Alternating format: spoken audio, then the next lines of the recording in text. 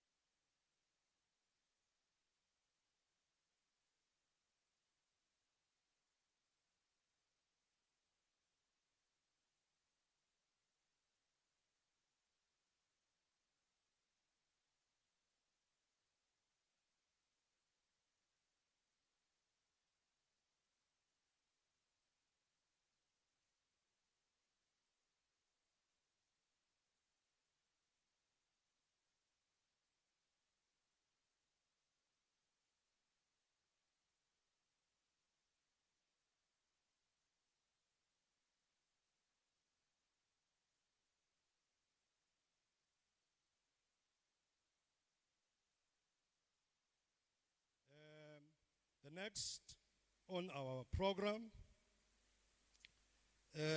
is to call upon Commissar Sharon Letlape to come and do for us the rules and procedures of the Assembly. Commissar Sharon.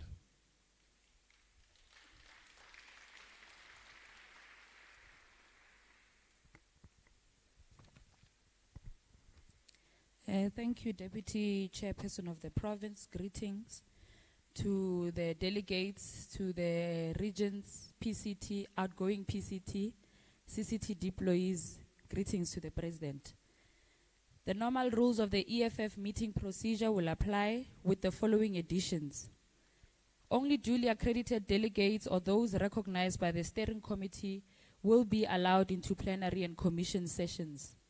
All delegates will have the right to speak in plenary, and all duly accredited participants will have the right to speak in commissions. Delegates wishing to speak must indicate their intention by raising their hands. The Assembly Chairperson will decide on orders of speakers and shall ensure that there shall be a spread of speakers. A delegate may speak in any official language. Delegates will be allowed to speak for a maximum of 3 minutes in plenary session. The Assembly Chairperson shall reduce or extend this period. Delegates will be allowed to speak only once during the plenary session on each topic. Each speaker, after being recognized by the chair of the session, will stand at the microphone provided on the floor and state his or her name and branch before speaking. If the chairperson calls the speaker to order, the delegate will stop speaking until the chairperson authorizes him or her to continue. Delegate wishing to raise a point of order or ask a question will do so by proceeding to the mic and raise their point of order. On a point of order being raised, discussions shall be suspended to allow an intervention of not more than 1 minute. Thereafter, the chairperson will give his or her ruling. All motions must be proposed and seconded before they are approved for discussions. An exigency motion must be submitted in writing by the proposer and seconded to the steering committee. No business shall be allowed to be discussed which does not arise out of the reports or motions before assembly, unless agreed by the steering committee. No other points of intervention shall be allowed except those provided for in the rules of the assembly. Revolutionary Code of Discipline. In addition to the normal rules of the EFF Constitution and Revolutionary Code of Discipline, failure to comply with the following additional rules will constitute a disciplinary offense. 1. Delegates are expected to attend all sessions and commissions and to be punctual. Delegates must refrain from any behavior which would bring the EFF or the Provincial People's Assembly into disrepute. Documents distributed at the Assembly may be confidential, and delegates are not allowed to distribute those documents to persons who are not entitled to them. Any acts of sexual harassment will be punishable. Delegates are expected to respect and obey the chairperson in all sessions and commissions. Delegates who disobey the instructions of the chairperson of the session will be removed from the assembly venue and have their accreditation tag confiscated. Any breach of discipline shall be reported to the steering committee, which shall bring such violations to the attention of the assembly committee. EFF delegates shall not do the following. No one is allowed to bring weapons at the premises of the Provincial People's Assembly. No one is permitted to bring or drink alcohol at the premises of the Provincial People's Assembly. All alcohol will be confiscated and not returned to the owner. No one is permitted to enter assembly premises under the influence of or smelling alcohol and or other intoxicating substances. No one has permission to resort to violent acts of any kind in the premises of the assembly, and no one shall within the premises of the assembly act in a manner that exposes others to harm or death. No one shall within the premises of the assembly act in a manner that provokes tension. No one shall act in a manner that undermines the procession of the assembly. No one shall within the premises of the assembly take off clothes to demonstrate anger or happiness of any kind whatsoever, or bring banners, posters, or placards in support or against any candidate. No one shall within the premises of the assembly behave in a rowdy or aggressive manner. No one shall within the premises of the assembly be permitted to convene a party to celebrate anything resolved at the assembly. No one within the premises of the assembly shall behave in an abusive and disrespectful manner towards other delegates. No cars shall bear or display any posters or materials in support or against any fighter. No T-shirt or poster displaying support for or against any fighter will be allowed in the Provincial People's Assembly. No one without assembly accreditation tag will be allowed in the premises of the Provincial People's Assembly. No delegate shall be allowed to speak to the media about any issue in the assembly without the authorization by the assembly committee. No cell phone should be on during the proceedings of the assembly plenary session and commissions. No delegate will be allowed to sleep during the proceedings of the assembly plenary session and commissions. Rules of lobbying. All political and organizational preparations for the EFF Provincial People's Assemblies are regulated by the Constitution of the EFF, as well as the guidelines adopted by the relevant constitutional structures. The process seeks to ensure that all relevant structures, particularly the branches, are able to engage extensively in shaping the policy discussions and political outcomes of any assembly in accordance with the mass and democratic character of our movement. The following should constitute wrongful lobbying practices and unacceptable ways of influencing the election process. Singing of songs about preferred candidates is strictly prohibited. Writing boards, T-shirts, and any form of indication with names of candidates is strictly prohibited. Making and waving signs about candidates supported or not supported by delegates is strictly prohibited. Raising and using funds and other resources to campaign for election. Distributing money to EFF members and structures as part of campaigning for election. production of T-shirts, posters, and other paraphernalia to promote a particular list of candidates, promising positions or other incentives or threatening to withhold such as a means of gaining support, using the media to promote a particular list of candidates and to spread malicious rumors, falsehoods, and allegations against those with whom you disagree, leaking confidential information to the media, secret interaction with journalists with the intention to get them to write stories on internal organizational issues, or communicating internal decisions or processes to the media without due authorization. Negative campaigning, which relates to attacks on the integrity of other fighters, both within the structures of the movement and in other forums, suppressing honest and legitimate debate about the caliber of candidates in formal meetings of the movement, manipulating membership figures or engaging in fraudulent membership recruitment practices, allowing structures or individuals to condone violation of constitutional provisions and or regulations and or failing to report such violations when they occur, using the offices, resources, and staff of the EFF or any state institutions or company as a machinery to promote a particular list of candidates, using violence, intimidation, and threats to coerce those who hold a different view, setting up structures outside the organization to promote or lobby for a particular candidate or candidates, convening meetings to discuss leadership issues under the false pretext that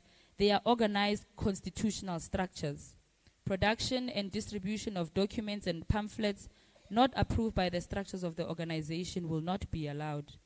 In line with these rules, all members without exception must abide by the Constitution of the EFF, the rules and regulations, and Revolutionary Code of Discipline as adopted or amended from time to time, as well as all policies and decisions properly adopted or made in terms of the Constitution. Accordingly, all EFF structures and members should ensure that these guidelines, rules, and procedures are adhered to and enforced in the run-up to and at the provincial people's assemblies. In particular, any lobbying that violates the EFF Constitution and brings the good name, image, and integrity of the EFF into disrepute will be subjected to a disciplinary inquiry in line with the Constitution and Code of Conduct. Lobbying shall stop once the process of electing the new provincial command team has been concluded at the Provincial People's Assembly. Once the new provincial command team is elected, it becomes the duty of all EFF members to unite and rally behind the newly elected leadership, regardless of the preference we had before the elections. The election process. The elections process for the Provincial People's Assemblies must be as per the 2022 Provincial People's Assembly guidelines. The Provincial People's Assembly shall elect its provincial command team, which shall include the following: chairperson, deputy chairperson, secretary, deputy secretary, and treasurer. The Provincial People's Assembly shall elect 20 additional members, and a minimum of 50% of the provincial command team shall be females, meaning that 13 females shall constitute the total 25 members of the provincial command team. In instances where there is contestation, voting shall be by secret ballot in a transparent and open process, which should be observed by a minimum of 5 and maximum of 7 delegates to the Provincial People's Assembly. The nomination and voting process to the top 5 officials shall happen as follows. The chairperson of the Elections Committee shall call for the nomination of the top 5 positions in the following sequence: chairperson, deputy chairperson, secretary, deputy secretary, and treasurer. After nomination of each position, the chairperson of the Elections Committee will ask if the nominated member is available.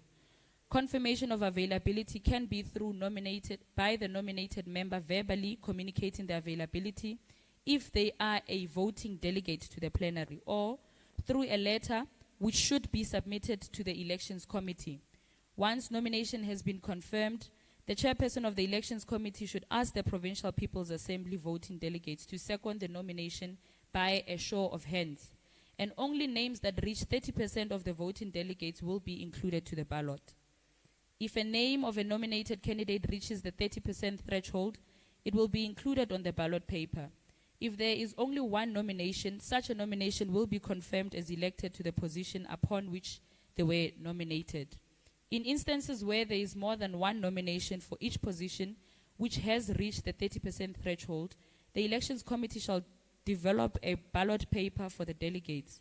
Once the ballot paper is printed, the Elections Committee shall, with the assistance of the Provincial People's Assembly, appoint observers who will be accepted by all delegates and nominees as observers. Before elections, all the ballot papers shall be stamped or signed at the back with a unique signature or stamp which cannot be copied by anyone. The numbers of ballot papers shall then be counted in front of the Elections Committee and observers. The voters' roll of the elections shall be the attendance register to the Provincial People's Assembly.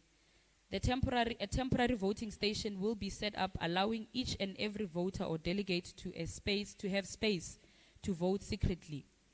The temporary voting station should necessarily have the following: attendance register, ballot papers, space for delegates to vote secretly, and pens, not pencils, to vote, and empty ballot boxes.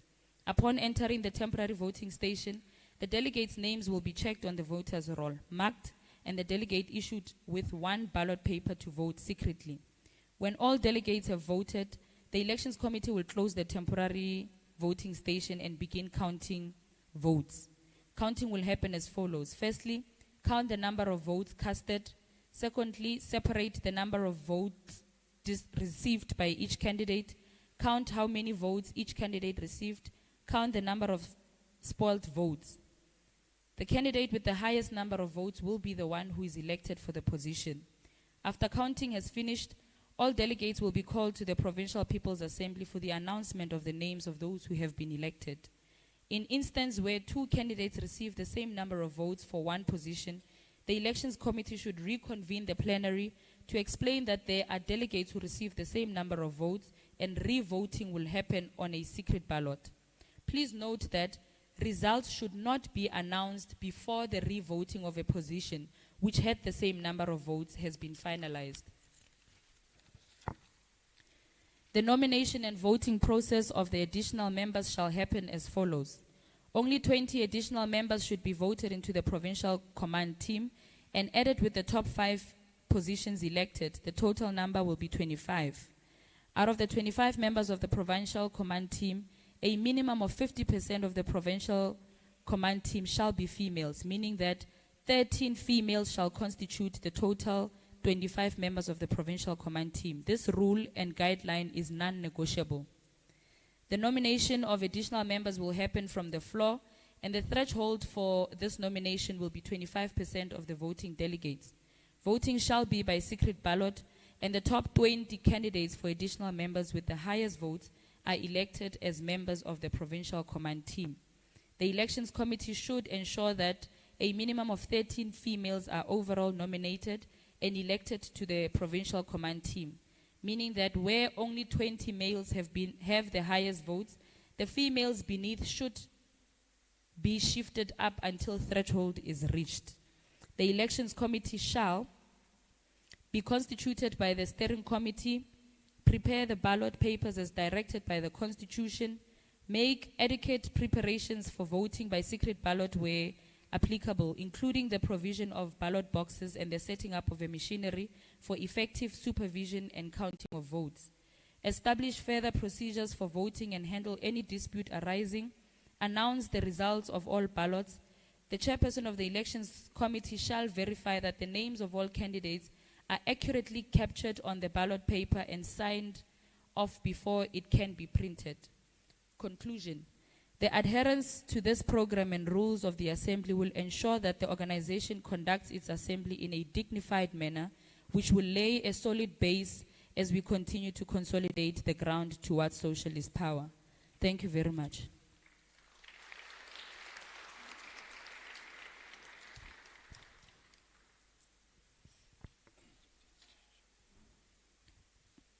PS. Amandla, I hold EFF, I hold EFF, I hold. Comrades will request the DSG to come on stage so that she introduce to us the President and Commander-in-Chief. Amandla. Thank you very much, PS.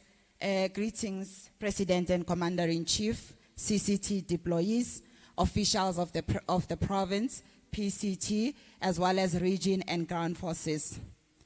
We have worked very hard as a collective, both CCT deployees, PCT, RCT, BCT, and fellow fighters who are ground forces in the main of this revolutionary movement. President, we meet today in the Northern Cape, John Taolo Gaetsewe region, known as JTG, in Mutibistad, which falls under Kuruman. And most importantly, we are meeting in here because of the 3rd Northern Cape PPA, which will give us new leadership to take our movement forward. President, this area is surrounded by mines, yet the unemployment rate is very high, and locals do not get to benefit from the proceeds of the minerals and natural resources. We welcome you, Commander-in-Chief. After another court victory at Randburg yesterday, wherein yourself and Commissar Ndlozi are not found guilty and have been acquitted of the nonsensical charge which was laid against you, our victory is certain. Thanks for making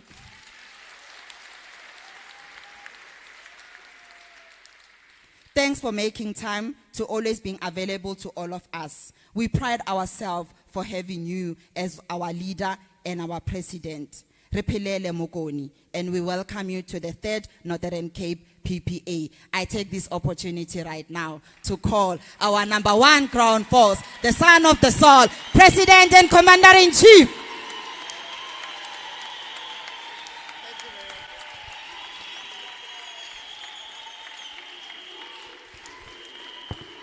Amandla. Amandla. Viva EFF Northern Cape, viva. Tata, EFF, Tata.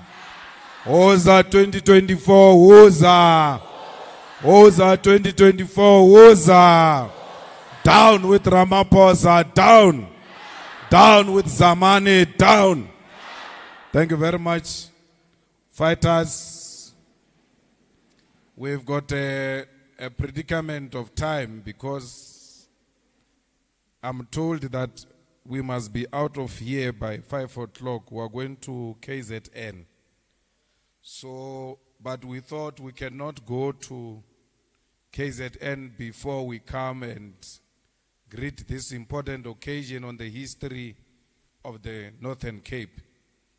The Deputy Secretary General Popi Mailula and all commissars deployed to the province of the Northern Cape, comrade delegates were gathered here to renew the mandate of your provincial leadership and deliberate on policy to ensure that the masses of our people are liberated from poverty and landlessness. We decided to open this conference today because we found it important to deliver a message of support to you before you begin your deliberations on reports and the road traveled thus far as a province since your last PPA in 2018. This is because the Northern Cape is a strategic province to the fundamental agenda of the return of the wealth of the land to our people. The Northern Cape is rich with potential, but abandoned by those who view our people as voting cows. Because the population of this province is not high enough for people who regard our people as a means to get power. It is a province rich with uranium, manganese, iron ore, zinc, and copper. Yet our people in Northern Cape live as if they are in a desert. The people of Northern Cape are unemployed, and the mining community are forgotten, and the vast majority of arable and usable land belongs to the white minority. The minerals found in this province contribute to the wealth of the white minority, yet the indigenous people of this land have nothing to show for it. From Poneng gold mine to Anglo-American, the mining cartel here in the Northern Cape enjoys the fruits of the minerals wealth of Africa without making any contribution to the lives of our people in terms of housing, building of schools and clinics, and development of basic infrastructure. The people of Katu should not struggle for water and housing when there is a mine that makes billions of profit run by Anglo-American on their land. The people of Kuruman should not struggle for decent clinics and schools when there is mining of manganese in their area which contributes so much to the economy run by a few privileged white people. Therefore, the Northern Cape is unique in that sense, because beneath our feet is the soil which is red because of the blood spilled in the wars of dispossession is the wealth of Africa. This conference must therefore make a priority a concrete program of action on how we intend to return the means of production to our people, and this begin by ensuring that the mines in this province develop this province. The EFF must never be a bodyguard of mining cartel in the same way the ANC under Zamani Saul is doing. Leaders of the EFF must not be corrupted and confront these mines to the point of ensuring that they do not function if they do not contribute to the development of the lives of our people. We must have a strong leftist alliance with the miners and the workers, because here in this province, they are motive forces of the revolution. It is the mines who put bread on the tables of many families in this province. Without them, the machinery of white monopoly capital cannot operate. This conference must therefore reflect on this. We must congratulate you on the work you have done to build the EFF in this province to the point where you have won by-elections in Ward 3 Pokwani on top of the 5 wards won during local government election, signaling that you are taking on the ANC where it thinks it has complete dominance.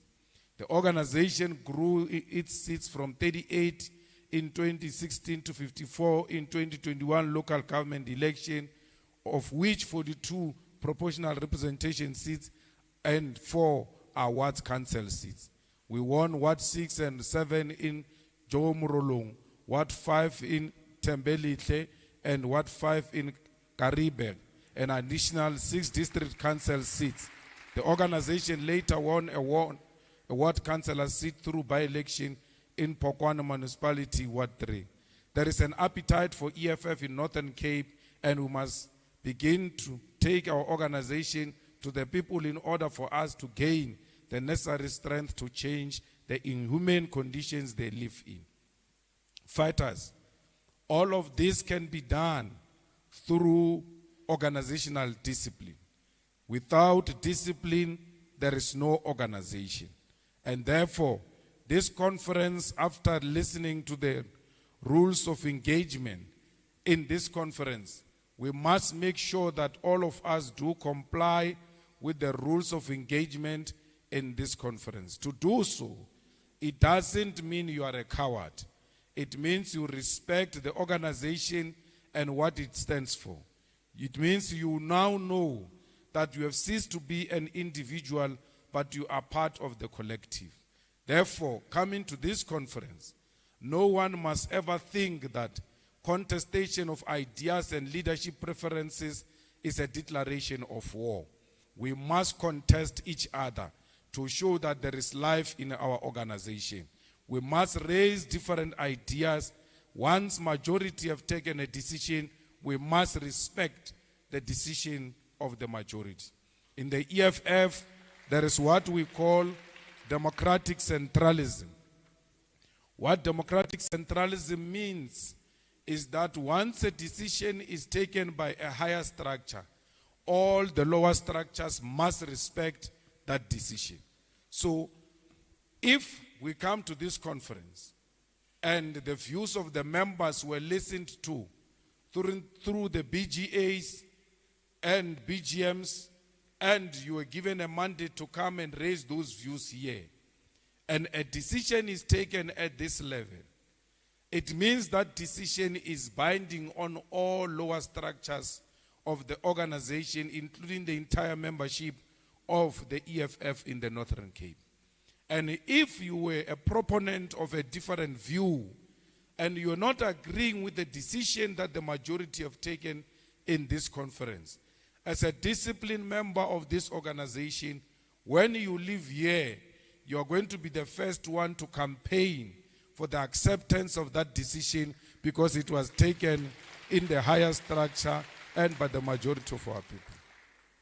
Comrades, it is not entirely correct that majority are always correct. The majority can also be wrong.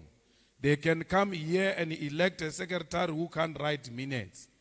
And you have been opposing that person that he can't write minutes. So you must never feel wrong that you held a view which was defeated.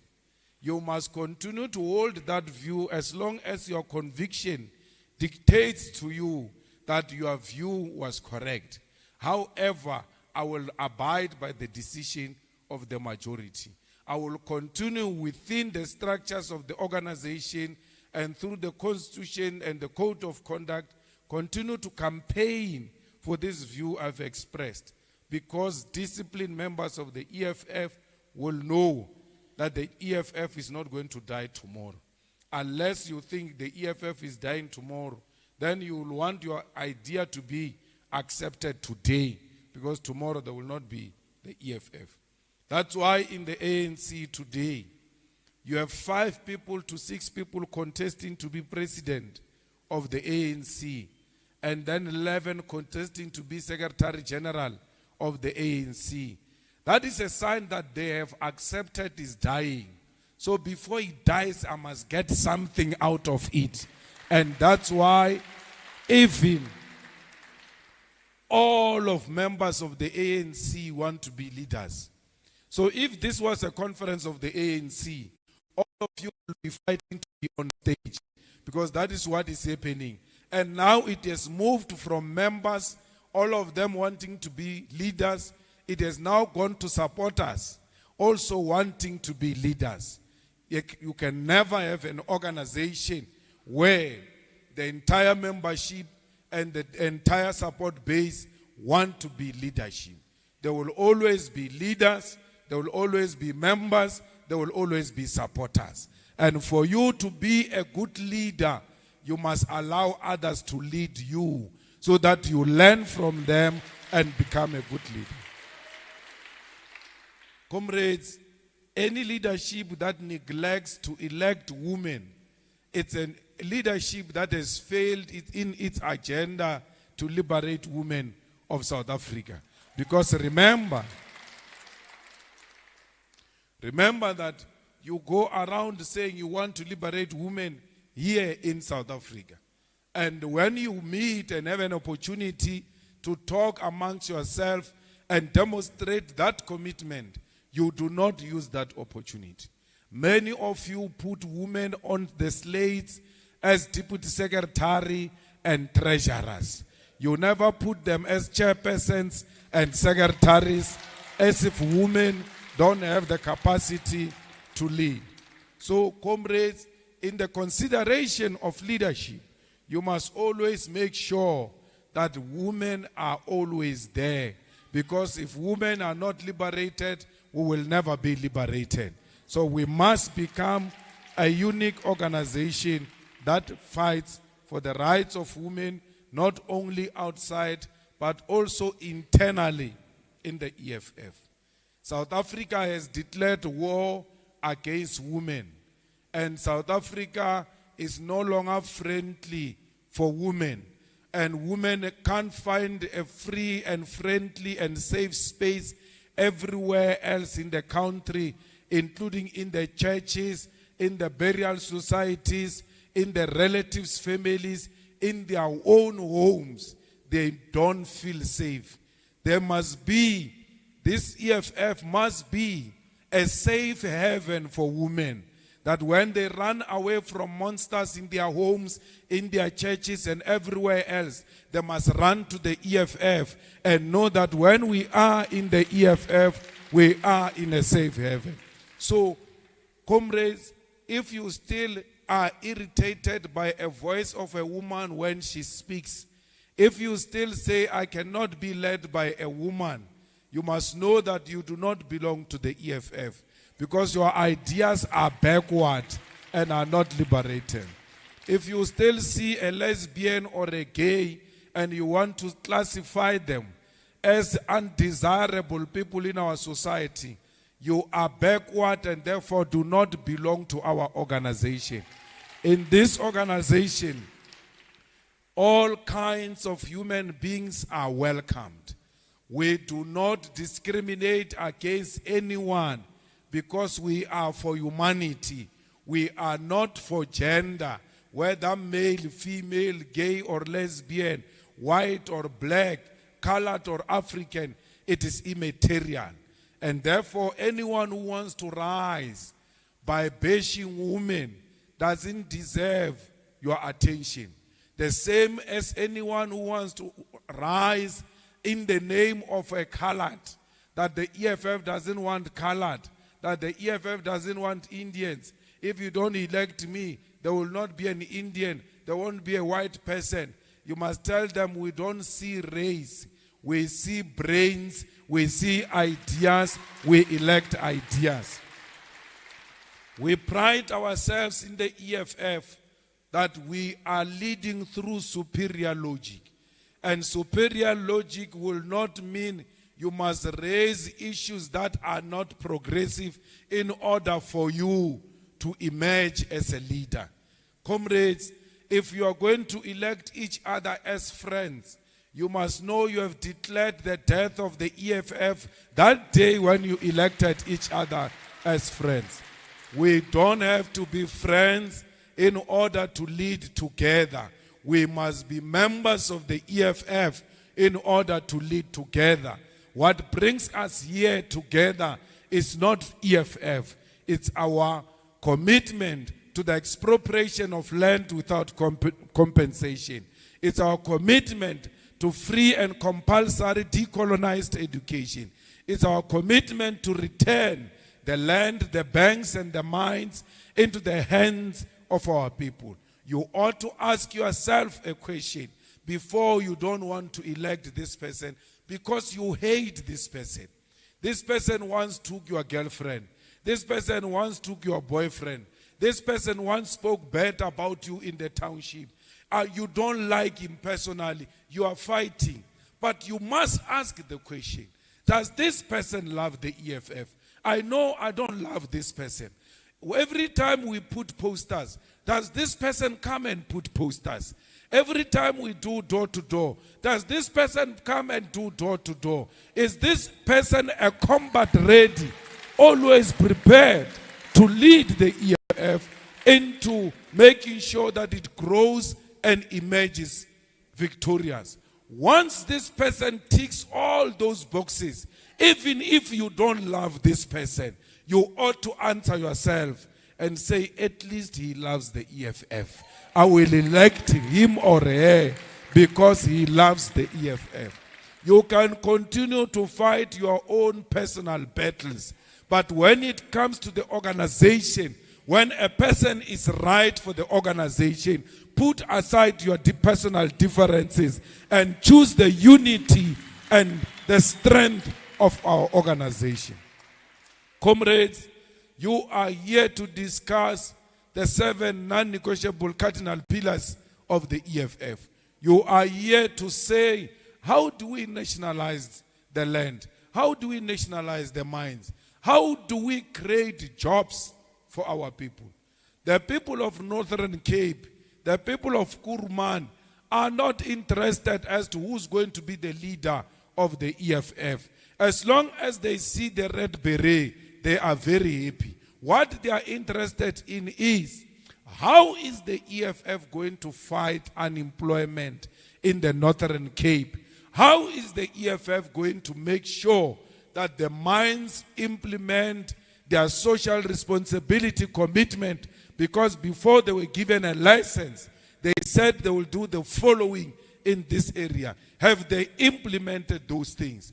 How are we going to fight against gender-based violence that has characterized the madness of our society?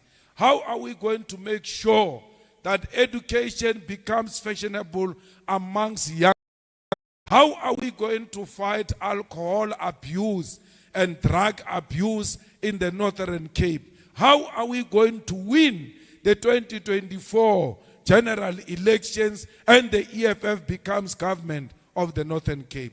Those are the questions that our people are waiting out there for, answers that are going to emerge in this conference. We are not here to elect leaders and go home.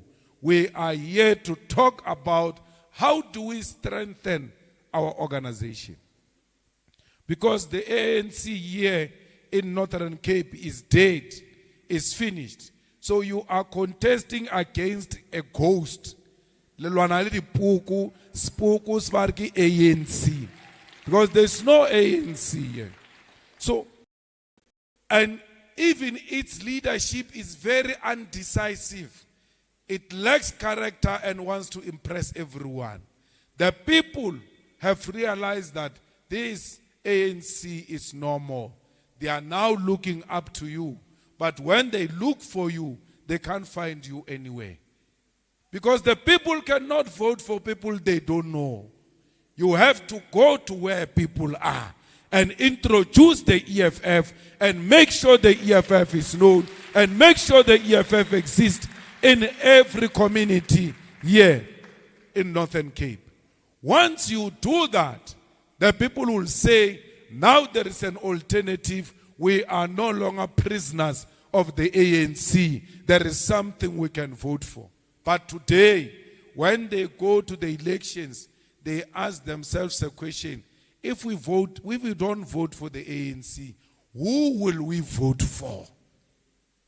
They ask that question because they do not know that there is a vanguard party of the working class which is formed to represent the poor of the poorest. When you see teachers wearing T-shirts of SATU and COSATU, you say, hi, these are members of the ANC automatically. It's not true. Teachers themselves, NAHAU members themselves, have stopped ANC from speaking in a COSATU conference as a demonstration that workers are tired of the ANC government. Now, from today, when you see any worker working for government, you must know, even if they are wearing a COSATU T-shirt, they are potential members of the EFF because they are tired of the ANC. Do not write anyone off, even when they are wearing ANC T-shirts, because they too are tired of load shedding. The load shedding does not affect only members of the EFF. During the cooking time, when she thinks she has moved a nice course, the electricity disappears. That time she's wearing an ANC T-shirt. That time she's an ANC member. Even ANC supporters are tired of this load shedding. Now it's an opportunity for you to strike when the iron is still hot and say to them, are you not tired of load shedding? When they say we are tired, you say, what are you waiting for? Because when we marched, we are the only organization in South Africa that marched to ESCOM in 2020 in Johannesburg. They did a hashtag on social media and said Futsek EFF when we were marching to ESCOM. Those ones of Sandton complained that EFF is causing traffic here. We are unable to move because of this stupid march of theirs to go to ESCOM. In 2020, we told them the trouble is coming. They did a hashtag Futsek EFF. Futsek EFF in darkness today because we warned you about this problem. But we are not angry with them because we are the best in this country. We think ahead of them. We've got a giraffe view. That's why some of them confuse us to be prophets. We are not prophets. We can see what's going to happen in 2025 from today by what is happening today. And we never keep that a secret. We share that with them and they insult us. But you must never be worried of insults because history will absolve us. The same way it's absolving us today, that in 2020 we were warned about this director of ESCOM. We were warned about Jamnandas. When we said Jamnandas is a big problem, he must be removed as a minister, they said we don't love Indians. That's why we call him Jamnandas. But Jamnandas is his name, was given to him by his father. Now he denounces his name because he's disparaged for a position. Huh? A man with two chins. He's got a very big chin. I don't know. That's where he's hiding the stolen money. We warned them about this guy with two chins, that this one is a problem. He's going to collapse Dinan. He's going to collapse SAA. He's going to collapse ESCOM. He's going to collapse PRASA, Transnet. Today, the price of coal in the whole world per ton is 500 to 600 rand. It has never been at that level. Yet, coal is piling and piling in Limpopo mines. It can't go out of South Africa where it will be bought with abnormal price because there are no trains to take the coal to the harbor out of this country. Today, the children were killed in Pongola by a truck. May their soul rest in peace. Because there are more trucks now on the road than cars. The more trucks is because you have failed Transnet. You have killed Transnet. And therefore, those things that were used by trains have moved from railway to the trucks. Here in Northern Cape is even worse. With manganese and all types of minerals. You know, on this road, we used to find 5 cars per day. The last time we were here, in some town, I forgot, it's a PS town or something. Trucks were following each other like this. There was no car. How can you have strictly trucks on the road? That's an invitation for death. It's not a growing economy. It's a sign that a lot of people are going to die because truck drivers do not care. Whether they hit you or you hit them, they will never be affected. They are up there and driving a very strong steel truck. So we don't need trucks on the road to have safe roads. All we need on the roads is the cars of our people. Everything else that is transported